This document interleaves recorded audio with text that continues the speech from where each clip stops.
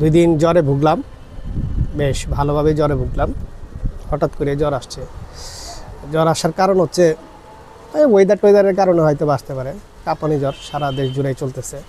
তো মানুষ অসুস্থ, যে কোনো মানুষ, যে কোনো পরিবারেই এই একটা ভাইরাস সবাইকে ছুঁয়ে যাবে, এটাই বাস্তবতা। এখন যে বিষয়টা নিয়ে আলোচনা করতে চাই সেটা হচ্ছে, আমরা কিছুদিন আগে জামাতে ইসলামের আমির সাহেবের একটা সোহরাওয়ার্দী উদ্যানের অনুষ্ঠানে ওনার মাথা ঘুরিয়ে পড়ে যাওয়ার একটা ঘটনার দৃশ্য আমরা দেখছি, এবং উনি 1বার না 2বার পড়ে গেছেন এবং তারপর উঠে বসছেন, এবং বসে উনি ওনার বক্তব্য যা পারছেন দিছেন। এবং এখানে আমার কিন্তু মন ছুঁয়ে গেছে ব্যক্তিগতভাবে। রাজনৈতিক বিবেচনায় ওনার মতাদর্শ বা ওনাদের দলের যে অবস্থা সেটা আমি পছন্দ নাই করতে পারি, সেটা অন্য বিষয়। কিন্তু উনার যে কথা ছিল ওই সময়ে, যে আমার 1 সেকেন্ড আয়ু যতক্ষণ আছে আমি থাকবো, যদি উনি ডাক্তার, আর যখন থাকবে না তখন আমি থাকবো না, এই যে একটা শক্ত মনোবল, এটা আসলেই কিন্তু শিখার একটা বিষয়। অসম্ভব রকমের একটা শক্তিকার অর্থে, মানে মনের জোর শক্তিকার অর্থে যদি অনেক বেশি থাকে তখন মানুষ এই ধরনের চিন্তা করতে পারে, আদার্স মানুষ পারে না। আবার দেখেন, উনি হাসপাতালে ভর্তি হয়েছেন, ওনার 4টা ব্লক। উনি যেহেতু ডাক্তার, উনি চাইলেই কিন্তু 1টা ব্লক বা 2টা ব্লক উনি চেক আপ করে কিন্তু রিং টিং করাতে পারতেন। 4টা ব্লক দেওয়া করছে। আমি জানি না, আশা করি ইনশাল্লাহ সুস্থ হবে। হায়াত মওতের মালিক তো আল্লাহ তাআলা নিজে। তো বাংলাদেশের যে কথাটা বলতে চাইতেছি, যে বাংলাদেশের কিছু সমস্যা আসলে ব্যাপকভাবে মানুষকে ক্ষতিগ্রস্ত করে। কিন্তু বাংলাদেশে আপনি দেখবেন যে 10,000 টাকা বেতন পায়, 20,000 টাকা বেতন পায়। এমনও লোক আছে, সে তার এখন এই অপারেশনটা করানো দরকার।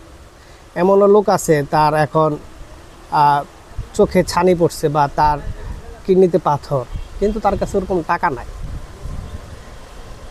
এই ধরনের মানুষগুলো কিন্তু বাংলাদেশে আছে। আবার যদি দেখেন যে অনেক মানুষ আপনার এই ফার্মেসিগুলো, যতগুলো গ্রামগঞ্জের ফার্মেসি আছে, আমি আমার লাইফের একটা উদাহরণ দিই। সেটা হচ্ছে যে আমার হঠাৎ করে একবার মনে হলো যে পেটের ভিতর থেকে কী যেন একটা গড়ায় সাইডের নিচে নেমে যেতেছে, তারপরে প্রচণ্ড ব্যথা। আমি ঘরে টিকতে পারতেছি না, আমি দৌড়ায় গেলাম ফার্মেসির কাছে। উনি আমার এটা লক্ষণ বুঝে উনি আমাকে যে আজকে রাতে আপনি সারাদিন কিছু খাবেন না, একটা ইঞ্জেকশন মারলো ফার্মেসি, আর কয়েকটা ওষুধ দিল, খাওয়ায় আমি আবার বমিও করে দিয়েছিলাম। খাওয়ায় বসে রাখলো, ওইখানে 2 ঘন্টা রেস্ট নেওয়ার পর উঠে চলে আসলাম। ব্যথাটা কিন্তু আছে চিনচিন। পরের দিন সকালে আমি ডাক্তারের কাছে গেলাম, বারডেমে বললো যে কিডনিতে পাথর। তো পাথর বের হয়ে গেছে। তো উনি যে ওই ডাক্তার, যে বড় ডাক্তার, উনি আমাকে যে প্রেসক্রিপশনটা আমি যেটা দেখাইছিলাম ওনারে, উনি যেটা লিখে দিয়েছিল, ওষুধ যেটা দিছিল, যে ডাক্তার আপনাকে যিনি ওষুধটা দিচ্ছে এটা সঠিক ওষুধ দিচ্ছে। আমি এই কথাটার বলার উদ্দেশ্য হচ্ছে, বাংলাদেশের ম্যাক্সিমাম ফার্মেসির লোকগুলো মানুষেরকে অনেক উপকার করতেছে। তারা সর্বপ্রথম যায় হচ্ছে আশেপাশে, আমরা আমাদের ছোটোবেলায় গেছি দিলীপ দাদার কাছে, উনিও কম্পাউন্ডার ছিলেন, ডাক্তারের সাথে দীর্ঘদিন ছিলেন, পরে একটা ফার্মেসি দিয়ে বসছেন। তো ওনার ওষুধ খেয়েই কিন্তু জীবনের অনেক সময় পার করছে। উনি চলে গেছে, ভারতে চলে গেছেন, ফ্যামিলির সাথে শিফট হয়ে চলে গেছে। তো গ্রামগঞ্জে শহরে দেখবেন যে সাধারণ মানুষের জন্য এই ফার্মেসিগুলো আসলে রহমত স্বরূপ। তারা প্রথম ধাক্কাটা দিতে পারে। আমার ছেলের ঘটনাও এরকম, একটা ছেলের ঘটনা, তার মারার হাত থেকে বেঁচে আসছে। তো এইটা আসলে আমাদের যে ডাক্তারের যে কমতি, আমাদের যে মানে মেডিকেলের যে সমস্যা, এরা অনেক উপকার করে। হ্যাঁ, এখন বলেন যে ডাক্তারে ছাড়া আপনি ওষুধ খাবেন না, এটা খাবেন না। ভাই, ডাক্তারের কাছে গেলে 600 টাকা ভিজিট লাগে, 1000 টাকা ভিজিট লাগে, 1500 টাকা ভিজিট লাগে, বিশাল সিরিয়াল লাগে। রোগ তো আর কথা শুনে না। তেমনিভাবে যাওয়ার সাথে সাথে যে পরিমাণ টেস্ট দিবে, একটা মানুষ কয় টাকা বেতন পায় বলেন তো দেখি? সে এই যে টেস্টটা করায় সারা দেখলো যে তার আসলেই কোনো রোগ নাই, হয় না? আবার রোগ থাকতে তো ট্রিটমেন্ট আছে। যদি বলে রোগ আছে, ওইখানে মানুষ কাইত হয়ে যায়। কারণ হচ্ছে যে বাংলাদেশের যে মাটি, বাংলাদেশের যে আবহাওয়ার প্রকৃতির মানুষ, তারা বেসিক্যালি এই রোগ শোক নিতে পারে না, মানে এই দিকটা দুর্বল হয়ে যায়। যদি দেখেন যে কারো ক্যান্সার ধরা হয়েছে শুনে, সে কিন্তু ক্যান্সার নিয়ে দিব্যি ভালো আছে, কিন্তু যখন তার ক্যান্সার হয়েছে শুনে সে 1 সপ্তাহ 2 সপ্তাহে কিন্তু মারা যায়, মানে তার সব কিছু শেষ হয়ে যায়। তো বাংলাদেশের মাটির আবহাওয়া, ওয়েদারে যে মানুষের যে সিস্টেম, এরা আসলে এই বড় ধাক্কাগুলো সইতে পারে না। তো এরা পারিবারিক থেকে হোক, বিভিন্নভাবে দিক থেকেও তারা কিন্তু এড়ায় চলে। কিন্তু আপনি যদি এখন আপনি দেখবেন যে যারা অনেক বড় বড় অফিসে আছে, তারা দেখবেন যে 2-4-5 লাখ টাকা বেতন পায়। সে হয়তো প্রতি মাসে বা প্রতি 1 বছর বডি চেক আপ করাইতেছে। ভাই, বডি চেক আপ করান আর বডি চেক আপ না করান, আল্লাহ তাআলার কোরআন শরীফের ব্যাখ্যা পরিষ্কার। কোনো দীর্ঘায়ু ব্যক্তি তার আয়ু দীর্ঘায়িত করতে পারে না।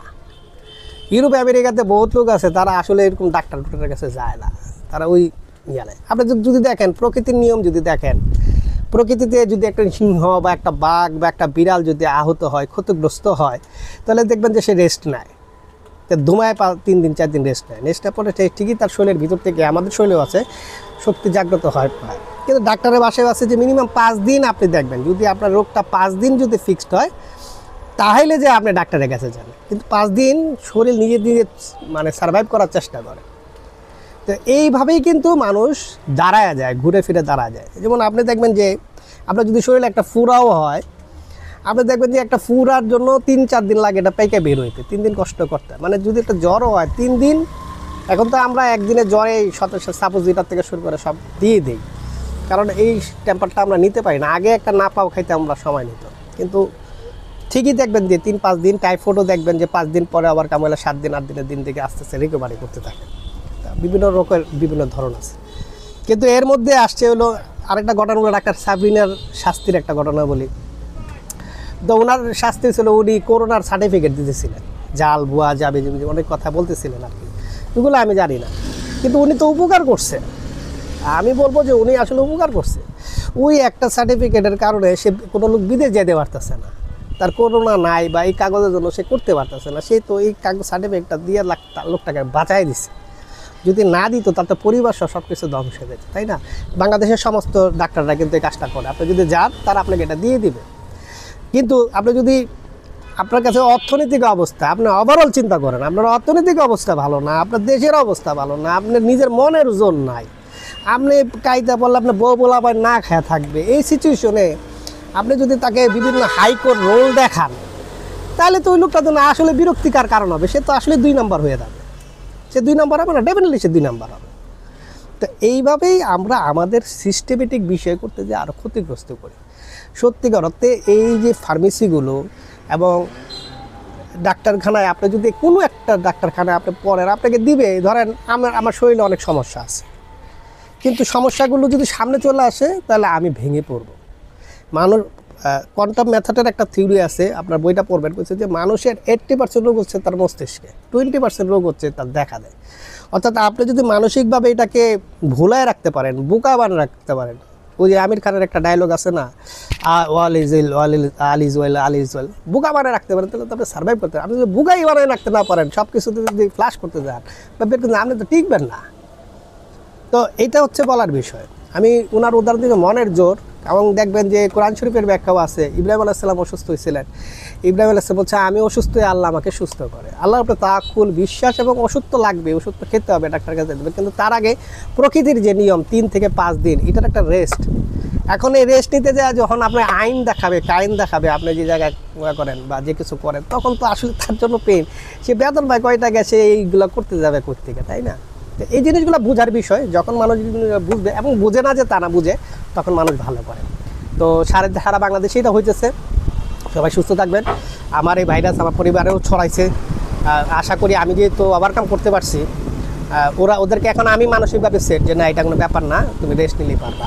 তো সবখানে হইতেছে সবার জন্য ভালোবাসা, প্রকৃতিরও পরিবর্তন হইতেছে। এই ঝড় তুফান ভাত চলে আসতেছে, তার মানে অনেক রোগ প্রতিরোধ আস্তে আস্তে বের হয়ে আসবে, নতুন নতুন ভাইরাস আসবে। সাবধানতা এবং বিশ্বাস দুইটাই দরকার। আর আমরা 2-3টা ঘটনা বলছি, ওনাদের কাছ থেকেও শেখার আছে। ধন্যবাদ।